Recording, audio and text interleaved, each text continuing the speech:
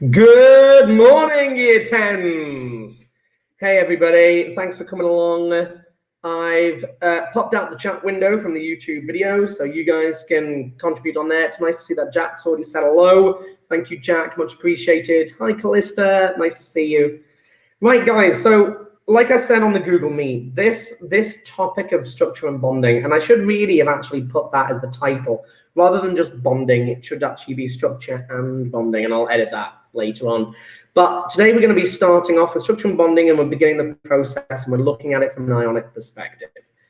And this topic, this structure and bonding topic, is the most important topic in the entire of chemistry. This provides you with the foundation understanding of what is happening when things bond together, and this foundation will support you across the whole of your studies in chemistry. Yeah, I often refer back to bonding in both my AS and my A2 lessons, and it is so important that you have a solid understanding of this, and that if you have any questions, please ask. The online teaching here is not ideal because it does mean that we're going to be limited on the questions that you guys can ask. I know that there's also a delay. Please ask on the chat. That'd be great because the chat's available. But at the end of this, I'll call you back on the Hangout and we can have a quick review of this and make sure all questions are answered. Right, guys, I'm going to share my screen and we're going to crack on. Right, and then what I'm going to do is I'm going to then put my notes on the screen. And then I am going to disable my camera. I know that if I disable my camera, I don't think it will crash. I've discovered that my computer crashes. My computer crashes whenever I disable the camera when the camera is actually playing on the screen. Okay, so there we go. So here are my notes. Now, I just want to make you guys quickly aware that this is the work that I set for you guys to do. I'm actually going to remove this for now because what I want to do is I want to go through that work that you did. I want to go through that work actually at the end of the lesson. So I'm actually just going to remove that for now. And we're going to start the process of our bonding, structure and bonding. Okay, folks, so today's lesson is on ionic bonding and formulae. Now, my learning objectives, I've hit all the types here. So number one, I need you guys to know that metals lose electrons and non-metals gain electrons. And this causes the formation of ions. So we need to understand the term cation and anion. And we need to then understand how that relates to the bonding. And the last one is be able to create ionic formula from the periodic table. Okay, so first step. So there are, I know this seems like an odd deviation. The first thing I'd like to do is just quickly mention the different types of bonding that we're going to be exploring over the course of the next 7, 8, 9, 10 lessons. So, okay, in terms of bonding, so the key types of bonding that exist. Number one, this is the one we're going to start off with, is ionic. Now, ionic occurs, this happens, this is where I don't really want to write in red. I'm going to just switch that up for black. I probably could have just selected it actually and turned it black, but I'm going to write it again. So bonding. So, and we can actually put bonding types on there as well. It's quite nice to do so. So we have got ionic. So ionic occurs when metal atoms bond to non-metals. An example of this, an example would be, let's do e.g. This is when my writing is much too large as well. I'll stick with it for now. What size is my pen at? Yeah, okay, I'll stick with it. So ionic metal atoms bond to non-metal atoms. For example, e.g. It's always nice to do an e.g. magnesium oxide. Yeah, so, and I just want to quickly show you this and how I'm using the periodic table here, because that's really important. Yeah, so if I just quickly go to the periodic table, the GCSE one, of course. So, most important thing is such a beautiful table. Oh, it's amazing. Makes me so happy, this table. It really, really does. It's a beautiful thing. So if I just quickly go to, should let me now write on this. Oh, that's odd. PNG. It usually lets me write on it. It's not in this case. Draw. Oh, there we go. So it's quite nice to choose red pencil. Yeah. So it's nice for me just to remind you guys. So when the first time you probably saw the periodic table will either have been years 7 or 8. And the first thing that you noticed, and the first thing we taught you, is the divide line. Yeah, and this is a really important line. Yeah, the divide line, which runs like this in a rather odd stepwise fashion. Yeah, this divide line divides up the periodic table into 2 groups. This side, of course, by the way, it's nice to add more detail onto this. Yeah, so this is the alkali metals, but notice the key word here of metals. Yeah, this is the earth alkali metals. And the reason why they're called alkali metals is because, of course, they form alkali solutions when they react with water. I'm just setting up a little fan just to keep my laptop a little bit cooler. But the key thing here, guys, is the term metals. Yeah. Then we've got these are here, this group here, this group in the middle between the goalposts. Yeah. These are called the transition metals. Transition metals. Not doing very well today. Transition metals. But notice once again, metals. Yeah, and these guys are oddities. These guys are still metals as well. Yeah, these are also metals, but they don't get their own classification because, of course, they blend across. They're on the line, and of course they're in groups where they have a mixture of them, so they don't tend to have their own name. But the point I'm trying to make here is that the table is split into 2 very distinct sections. We've got the metals over on this side, and we've got the non-metals over on this side. Yeah, and that's so important, the non-metals. Yeah, so that was the first piece of information, the first time that you really understood and started to pick up how beautiful the table is and how useful it is. So how did I know that magnesium was going to be ionic? Well, the reason being is because I picked a metal, which is on the left, and I picked a non-metal, which was on the right. So if you've got elements on opposite sides of the table, then it's going to be ionic. And this is this is a really, really useful thing. The next type of bonding is simple covalent. Now, just to tell you, by the way, that the word simple doesn't actually exist here, but you're allowed to use it at GCSE. In reality, it is actually just covalent. If someone says covalent, then they mean simple. The reason being is there's another type of covalent called giant covalent. Now, students often at this point say, well, hang on a minute, why do you say that covalent they would assume simple? The reason being is that the giants are rare. Yeah. If you were to look at the covalent compounds as an entire group, then, you know, only about 5% of them are giants. The rest of them are all simples. So we just tend to call it covalent, but I know that some students like to add the word simple. And I don't mind if you want to do this, but in reality, the word covalent, you would always assume simple because the giants are rare. The next one is, by the way, when do these occur? So this occurs, this little section here. Remember, they are both covalent in nature, and covalent is when non-metal atoms bond to non-metal atoms, metal atoms.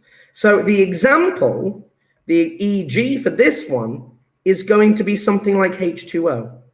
Yeah, water is my favorite example of a covalent compound. And by the way, it is simple. It's nice just to make that point. Water is a simple covalent structure. If you want a giant, by the way, so this one is a simple covalent. Yeah, but if you want a giant covalent compound, you could do something like silicon dioxide. Silicon dioxide is a giant covalent compound as well. Is giant covalent, rather than unlike water, which was being simple. But the point is, notice where the atoms are. So we've got hydrogen, which is a non-metal. Now, we realize that hydrogen's an oddity of the world. Yeah, but it's a gas. So what that means is it is a non-metal. It's definitely not silver and shiny. So it is a non-metal, and if you bond it to oxygen, then you've got 2 non-metals that you're going to form as a covalent compound, and chances are it's going to be simple. If you then do something like silicon dioxide, yeah, you've got Si, which is on the right right-hand side of the line, and oxygen. So once again, it's going to be covalent. And in this case, it's giant. Now, just to say, at this point, students often say, well, hang on a sec. How would I know if something is giant? Well, I am going to teach you all of the giants. So you will learn by heart which compounds are the giants. So the example, silicon dioxide being one of them. By the way, commonly known as quartz. And lots of people know what quartz is, of course. Or sand. Sand is silicon dioxide. The last type of bonding which we're going to need to talk about is metallic. And of course, metallic bonding is simply where metals bond to metals. Yeah, metal atoms bond with other metal atoms. Metal atoms bond to metal atoms. So we've got ionic, metal, and non-metal. And these are the key things. These are the summary that we need to know. Covalent, all non-metals. Non-metal, non-metal. And then we've got metallic, metal, and metal. So it's nice to see these things happening. And it's nice to see how we're changing the dynamics between the different types of atoms to be able to see how the bonding changes. So today we're going to be starting off with ionic. And this is where it now becomes a bit more challenging. Okay, subheading, please, folks, is ionic bonding. So what we now need to do in ionic bonding, we now need to explain why this is going on. Why is it? So key thing, fact number one, when a metal reacts with non-metal, a ionic compound is formed. Let's look at what's happening when this occurs. So what we realize is, by the way, let's do the magnesium oxide as an example, because I think that's quite a nice example.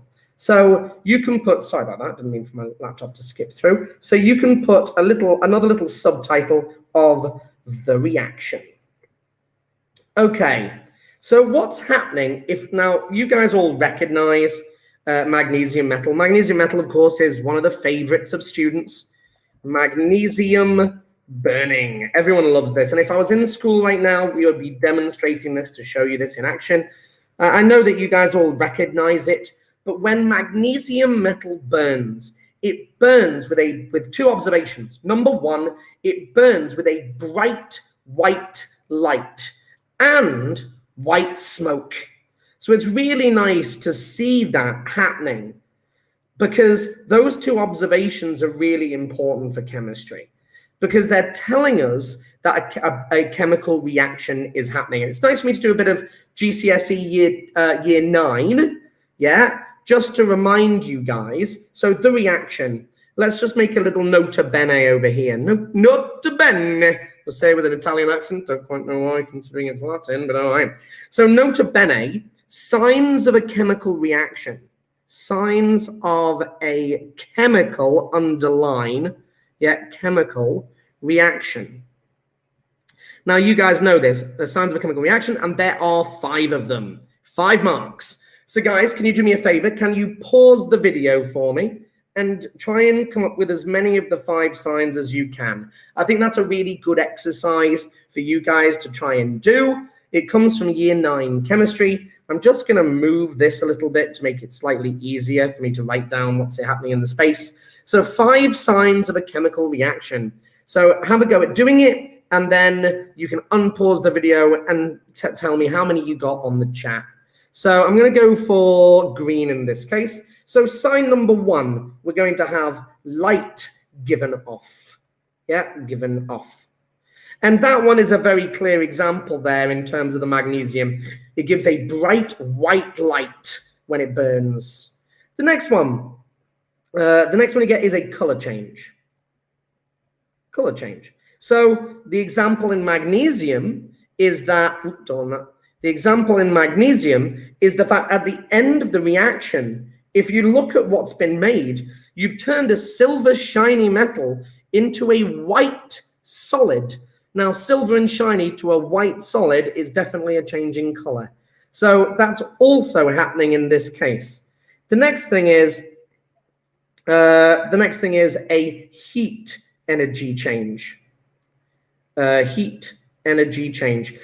Heat energy change. Now this could be either, you know, either get hot, yeah, be either exothermic, yeah, and exo means that heat exits, yeah. Exothermic reactions, a reaction when heat energy is released to surroundings. It's nice to have that reoccur, surroundings. There we go. But it could also be that, by the way, and this also gets hot. It's always nice for me to mention this. I'm just going to move my thing again. I just feel like I should. There we go. I'll pick up that one as well. There we go. So, by the way, this always gets exo. I always love this. That exo has 3 letters in it. And exo means hot. Yeah, it means the reaction will actually feel hot because the heat's exiting and being put into your hand. The other change, of course, is I'm going to switch to blue now, if I can. Switch to blue. The other one, of course, is endothermic.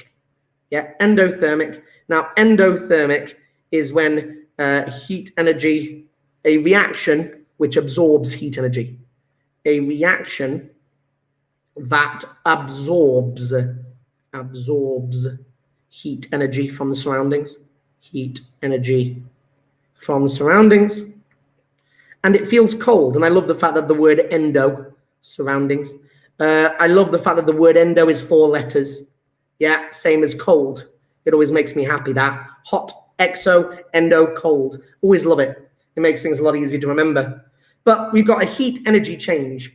Now, the next one, the next one is you're going to form a precipitate. Let's switch back to green. Make sure my pen is, so form a precipitate. Now, a precipitate is a solid in a solution. And I know that's really tricky, that one. It's the one that everyone forgets. So a precipitate is when, now this one again needs an explanation. Yeah, a precipitate is when you start off with a solution which is see-through, and then you add, so this is A and this is B. You add B, and what happens is it goes from being a colorless solution to being an opaque solid. Yeah, this is aqueous, and this becomes solid. Just to show you an example of that, just to show you an example of a precipitate, let's do lead nitrate and potassium iodide reaction images. So what happens is, there you go. So it starts off, this is where it'd be really nice for me to actually be able to zoom in on it. Come on, little computer, it's doing okay at the minute. So it starts off as a colorless solution, and then it's forming a yellow precipitate. Yeah, it's becoming opaque. Before it was see-through. Yeah, and then when the two reactants come together, the chemical reaction produces something which is a solid. So you can no longer see through it. It becomes opaque. The last one is a gas given off. Gas given off. So those are the 5. On the chat, please. Gas given off. Given off. How many did people get? Give me a quick shout out on the chat. How many out of 5 you got there? It'd be really nice to see. So we've got signs of a chemical reaction. Now, in terms of magnesium, there are 2 very clear observations with this. Yeah, bright white light and smoke. The smoke, by the way, Ian got 4. Well done, Ian. Good job. Thank you. It's nice also just to point out, you know, that the solid that's being produced here is going into the air. Yeah, and that's smoke. But it is a solid. So, and it's just being produced. Smoke is always a solid. Zyna, well done. Great result. Happy with that. So, okay, so what's happening when we burn magnesium? So the reaction. Let's burn magnesium.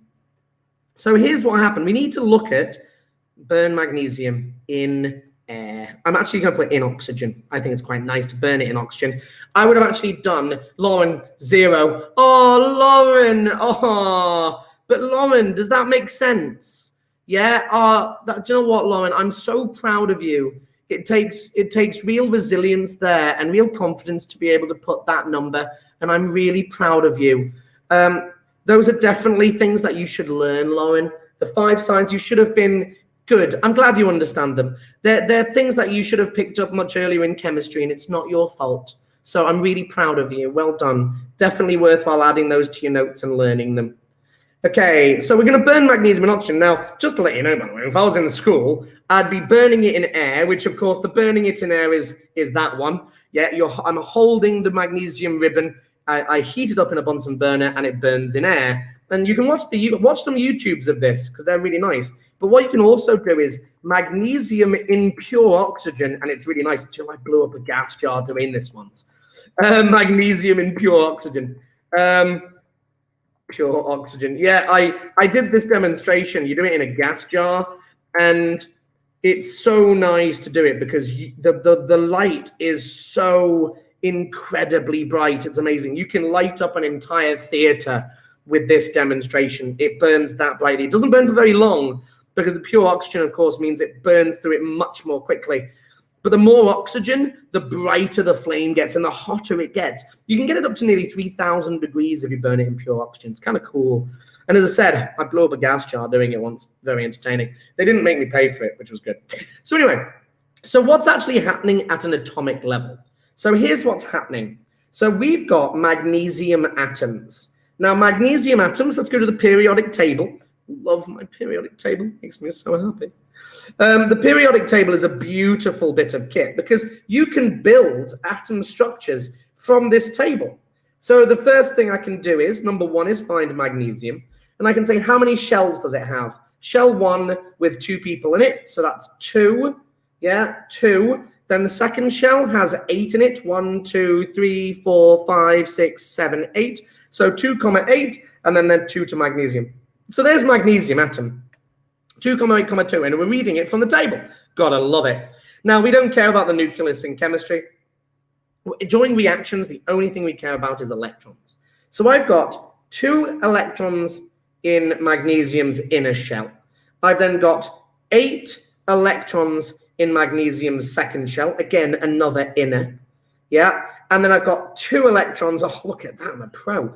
2 electrons on magnesium's outer shell.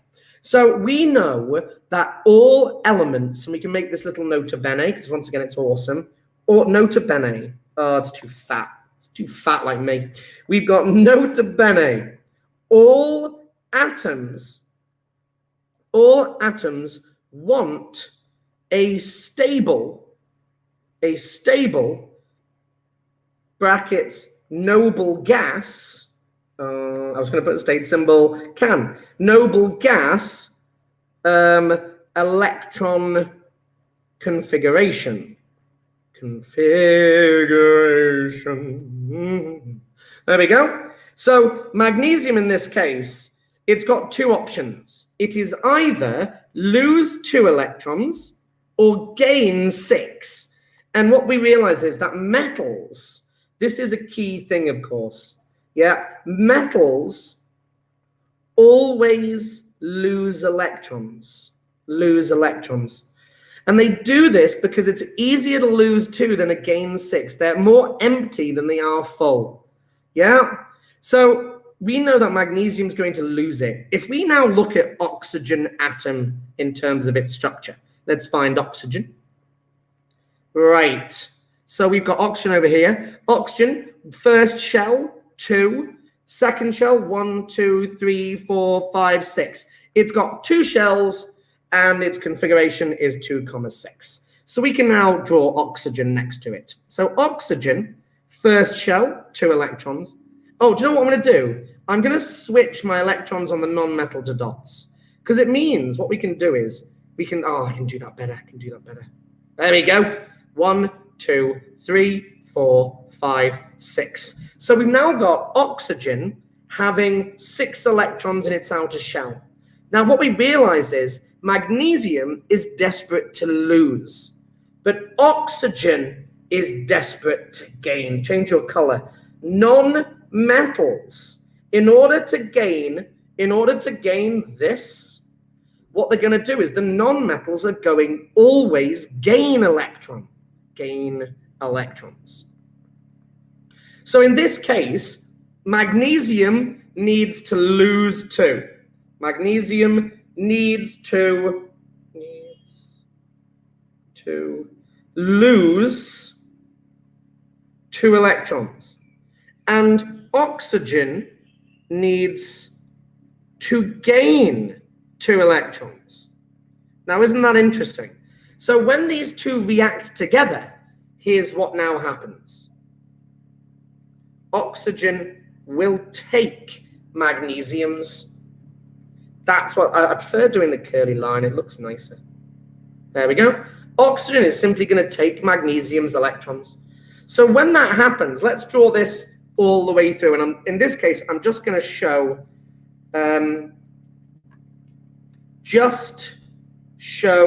outer electrons. It makes it easier to see outer. Oh, no, I'm not. I'm not going to do that. I'm just going to draw it again. So magnesium, 1, 2, 3, 2 electrons, 8 electrons in the second shell, and then 2 electrons in its outer. Oxygen, I should have gone for smaller. 2 electrons in the first shell, so I'm going to do it as dots. Dots and crosses. It means that I can tell whose electrons were whose at the end. Whose electrons were whom. Whose? I don't know. There we go. And what we now get is this. We've got transfer of that one over to here and that one over to here. So what do I now get as a product? What we now get is a rather interesting scenario. We now have magnesium metal and its outer shell is completely lost. It's lost its outer energy level. Now, this is a good thing for magnesium. Number one, it's going to be, I suddenly realized, why am I doing that? Oh, that didn't work very well, did it? Oh, no. So it's making me do, in order to draw my shapes, there we go. It's not very responsive, is it? It's a bit rubbish, really. Doesn't want me to do it. I don't care. There we go. Better than that. There we go. So magnesium has now lost its outer energy level. And what does it happen to its size? So number one is magnesium shrinks. Whenever you lose electrons, you get smaller. Now the magnesium has lost 2 electrons, which means it now still has 12 protons at the center, but now so it has 12 protons, and those of course are positive. Yeah, 12 positive protons, but now only has 10 electrons, which are negative. So if we look at this, 12 protons, 10 electrons, so we now have E minus. Yeah, so the total charges of these is 12 plus and 10 minuses. So it now has a total charge, an overall charge of +2. There are 2 more protons than electrons. So this is the first time you've ever seen me drawing an ion. So this actually is my second learning objective, I believe. Cation and anion diagrams. Now we have just drawn our first cation. Now cations are positive because they contain cats. Yeah, so they're positive. So this is a +2 cation. And you've just got to remember that cats are positive, so it's positive. Cations are positive. Cats are very positive creatures. I believe this. So what's now happened to the oxygen? Now the oxygen in this scenario is gaining 2 electrons. So the oxygen is going to get bigger. So its first shell remains exactly the same, but the second shell is now going to be bigger because it has more electrons in it. And I'm now going to show you what it now looks like. And the important thing is notice the difference. Yeah, I've now done them as crosses. I know I changed my color and I really didn't need to. And in fact, in an exam, I can't. So I'll make that black. But there is a definite point I'm trying to make here. I'm showing you that those 2 electrons did not belong to oxygen before. In fact, they belonged to magnesium. And this is now going to be 2 minus. So let's try and explain that. That's because we can use the periodic table. We know that oxygen contains 8 protons. Yeah, we can use the table to count the protons.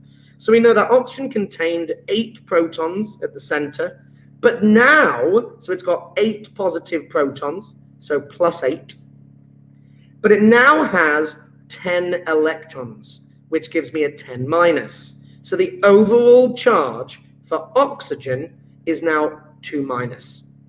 or -2. You can actually do them either way around. And this is an anion. Oh, anion. There we go.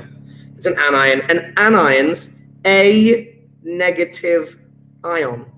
The word ion, we get to pick up a definition now. Another nota bene. Nota bene. Ion. A particle with a charge. Now that can either be positive or negative. So if I had X plus 2, yeah, this would be a cat ion. Notice my changing color. Do you like that? Sort of positive ion, because cats are positive. But I could also have Y3 minus, and this would be an anion, a negative ion. So it's nice that, isn't it? Anion and cation. But anything with a full charge is called an ion, a particle with a charge. Yeah? So in this case, now here's the next important bit. I have now formed a +2 and -2 ions. Now, of course, one of the most important things that I've already taught you, opposite charges. Opposite charges attract.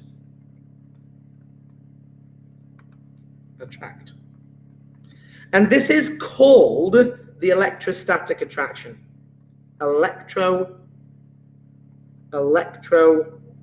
You don't actually need the gap. Electrostatic attraction. Now, what this now means is that the positive, the Mg2 plus ion, the Mg plus 2, is going to have an enormous attraction to the O2 minus. I am now going to have an enormous force between these guys. Yeah, these guys are going to have a very, very strong electrostatic attraction. And therefore, they now bond together. So they now bond together. They stick. Yeah? So opposite charges attract. And we realized very quickly that once we identified what metals and non-metals were doing, we had a very clear explanation as to why they like to join together. So we can look at a couple more examples here. By the way, I also just want to make another nota bene. I'm going to do this one in green since I've got red next to it. Nota bene. The bigger the difference in charge, the stronger the attraction, the stronger the electrostatic. I'm trying to get you to write that word down as much as we can. The stronger the electrostatic attraction. So what we can do is we can actually do some clever things with this. So for example, it's nice just to go a bit on with this, which is if I had sodium chloride. Now sodium chloride, we can now take it apart. Let's look at how sodium chloride was formed. Sodium chloride, I've got messages coming through on my phone, I don't know why.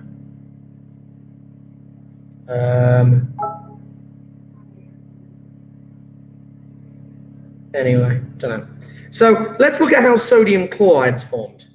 So we have sodium metal. Let's find sodium metal on my beautiful, gorgeous periodic table. There it is, just before magnesium. Yeah, just before magnesium. So we can now say that sodium looks like this. It's got one shell. Oh, that was a good one. Two shells. That wasn't bad. Doing metals as crosses, but you could do them as circles if you want, and then switch the non-metal. And then sodium has one electron in its outer shell.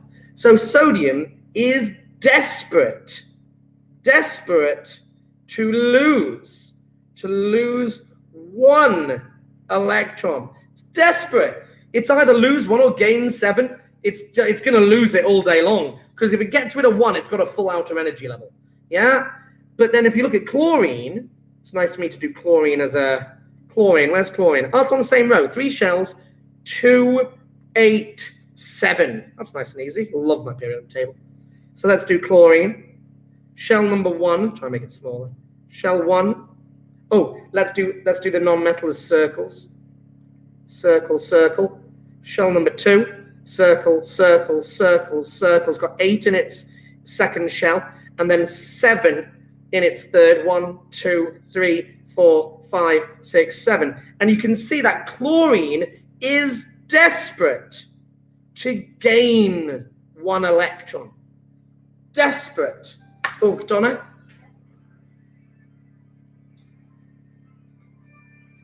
Thank you, sweetheart. Okay, and it's desperate to gain 1. And when these guys come together, let's see what this looks like. Let's look at what sodium and chlorine reaction. There we go, images. And what you notice is there's a big similarity. Now it burns with white and yellow light. So it's burning in the chlorine gas, but we're also seeing the smoke. Yeah, we're seeing the white smoke that we got similarly with magnesium. So what's happening during the reaction is that the sodium is transferring its electron to chlorine. The sodium is going to lose 1, and the chlorine is going to gain 1. So what that means is sodium now looks like this. First shell full with 2, second shell full with 8, and it's now stable as a noble gas configuration. But it now has an overall charge of +1. It's +1 because it lost 1 electron. Yeah? Now look what's happened to chlorine. Chlorine, on the other hand, chlorine has got first shell full, second shell also full with 8, and now, that was a terrible circle, but now chlorine has also got a full shell on its outer because it has gained sodium's electron. We put it in a bracket to say ion and show its charge. So during that exchange, here's the reaction, and here's the product. Yeah, the reaction is showing transfer of electrons. Oh, say what? Oh, for collection, because we pushed it back. Got you. Okay, so the reaction is the transfer of electrons. That is the transfer of electrons. And then the product is showing how they look at the end of it. And we now see that they're opposite charges. If you've got a sodium +1 ion, which is going to be attracted to a chloride 1- ion, and they're going to have a very strong electrostatic attraction. But here's the really, really cool bit. Very strong static attraction. Guys, here's the really cool bit. Okay, this is on the chat, folks. I know that there might be a delay, but look at the pictures. Sodium chloride versus magnesium oxide. Who is going to have, there's the electrostatic attraction, there's the electrostatic attraction. Which one of these two is going to have the higher melting point? Which one will have the stronger electrostatic attraction? Yeah, very strong electrostatic attractions in both, but which one would be stronger? Will one always be a cation and one be an anion? Yes, Ian, always, as long as it's a metal and a non-metal. Yes, Ian, always. In fact, you can't really have a cation without an anion. You can't have an anion without a cation. Can't really have it. You can write equations with it, but they're always going to be there. Yeah. Masaru, Julius, well done. Good job, guys. Really pleased. So we can now, based on our understanding of the bonding in these compounds. Navina says sodium chloride. No, that's not correct, Navina. Gayatri, well done. The reason being is the sodium, just to explain it a bit more, the sodium being a +1 and the chloride being 1 minus, the difference between these two charges is 2. We've got +1 to 0 and then to -1. Yeah, the difference is 2 between them. Strong attraction. However, on the magnesium front, we've got +2 and we've got -2. So what that now means is if you look at the difference in charge, we've got +2, then +1, then 0, then -1, then -2, and the difference now is 4. That is going to be a much stronger attraction. Now, just to give you an idea of that, the melting point of sodium chloride is 801 degrees Celsius. I can melt it in class. It's tough, but it can be done. But magnesium oxide? Holy moly, 2,600. Holy guacamole. I ain't going to be melting that. No way. It might be 2,100. Can't remember. Let's check. Let's check. I always love checking my numbers. Check my numbers. It's either 2001 or 2006. Magnesium oxide melting point. Oh, come on, melting point. There you go. Where is it? Where are you? Images, all. Let's go all. Wow, look at that. 2,852. Holy guacamole. Holy moles. Look at that. 252. I don't really need the real number, but it's nice to do it. 852. All because the force is so much stronger. The bigger the difference in charge, the higher the melting point. So we can now understand how the bonding is affecting its properties. So this is where the understanding of bonding is so amazing. You can look at anything around you and understand how it's built, and it's amazing. So we understand that metals lose and non-metals gain. We know this because we understand they're trying to gain a full outer shell of electrons, a full outer energy level, of electrons, stable configuration.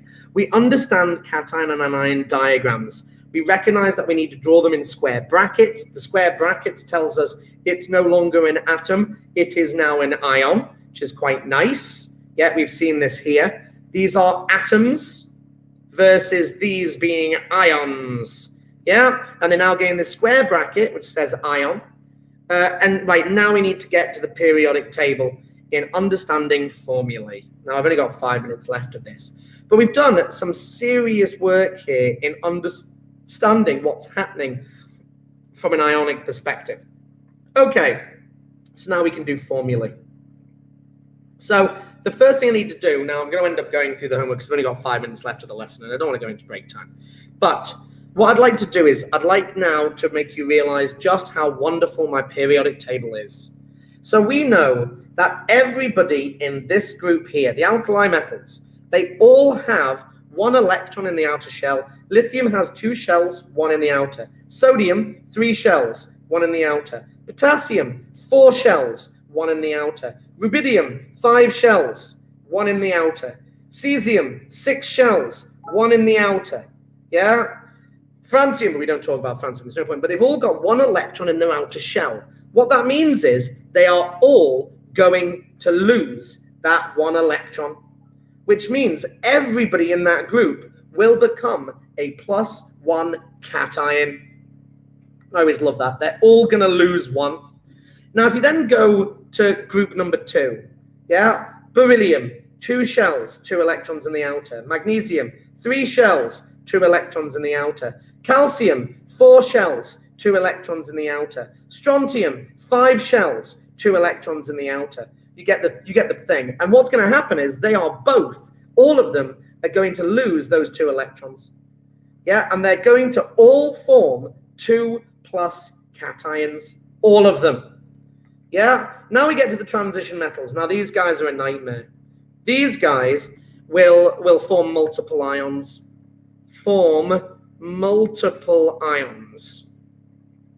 So it's complicated. Example, Fe2+ and Fe3+. It can do either. However, it then goes back to normal on the other side of the table. Yeah, so boron, 2 shells, 3 electrons in the outer, needs to get to 8, lose 3. Aluminium, 3 shells, 3 electrons in the outer. Going to lose 3. Gallium, 4 shells, 3 electrons in the outer. Indium, you get the point. They're all going to lose 3 electrons, which means they're all going to form +3. Now, this group is tricky because the group 4, they're actually not going, they're awkward because they've got 4 electrons in their outer shell. They can either gain or lose electrons. Yeah? So these guys we don't tend to talk about, but they can be +4 or -4. I'll talk about that at a later date. Yeah? Then we switch to the other side. Nitrogen has 5 electrons in its outer shell. Notice how I've switched to circles. What it's going to do is gain 3. Phosphorus, 3 shells, 5 electrons in its outer shell. Gain 3 electrons. Arsenic, 4 shells, 5 electrons in its outer shell. It's going to gain 3 electrons. You get the point. They're all going to gain 3 electrons, which means they're all going to form -3 ions. Now, you can put the charge on either side. It doesn't make any difference, by the way, before you start having a go. -3. Now, we can start to pick up a pattern here. Oxygen, 2 shells, 6 electrons in the outer, gain 2. Sulfur, 3 shells, 6 electrons in the outer, gain 2 to gain to 8. Selenium, 4 shells, 6 electrons in the outer, gain 2 to get to 8. You get the point. They're all going to gain 2 and form 2-. Yeah? And then group 7, fluorine, 2 shells, 7 electrons in its outer, gain 1 to be full. Chlorine, 3 shells, 7 electrons in the outer, gain 1 to be full. Bromine, 4 shells, 7 electrons in the outer, gain 1 to be full. You get the point. For iodine, 5 shells, 7 electrons, gain 1. Astatine, you get the point. They're all going to gain 1 and form 1-. And the noble gases don't ever do this. So what this means is the table is the most beautiful thing, because you can find the ion for every element there. So what that means is I can now pick anyone, so magnesium and bromine, and I know from my table, yeah, so step 1, use p.table to identify ions. So, e.g., magnesium, group 2, so Mg2+. It's going to lose 2 electrons. Oxygen, group 6. Group 6 is always -2, so O2-. Now what we realize is we're going to then put them together. So Mg, now here's the next one. This is a really important rule. I'm going to do it in red. Put together until charge cancels.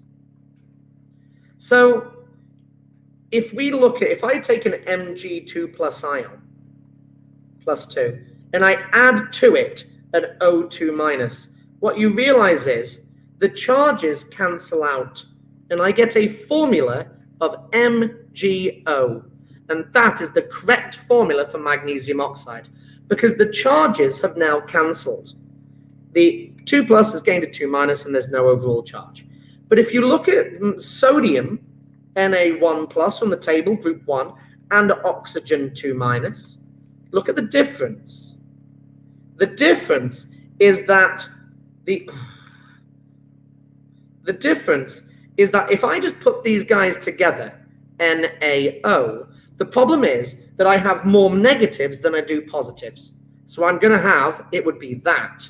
Well, what that's going to do is it's going to attract another sodium. Another sodium will stick to it as well and form Na2O. The metal always comes first in a formula. Now at this point, guys, I'm going to end the video here. I'm going to do an entire lesson on formulae next lesson, but we've begun the process of trying to understand what's happening during ionic bonding. And it allows us to do some amazing things. So we've done half of this learning objective, and I'll come back to that. I'm going to turn on my camera. And now I know it's break time, folks, and you guys want break. And I know that you guys have remained on the chat so patiently. So I'm just going to end my YouTube video. And let's go for that guy. Start camera. There we go. Hey, guys. So I'm going to end my YouTube video. Guys, does anybody... I'm going to call you guys back on the Hangout. I'll see you guys soon. Bye now.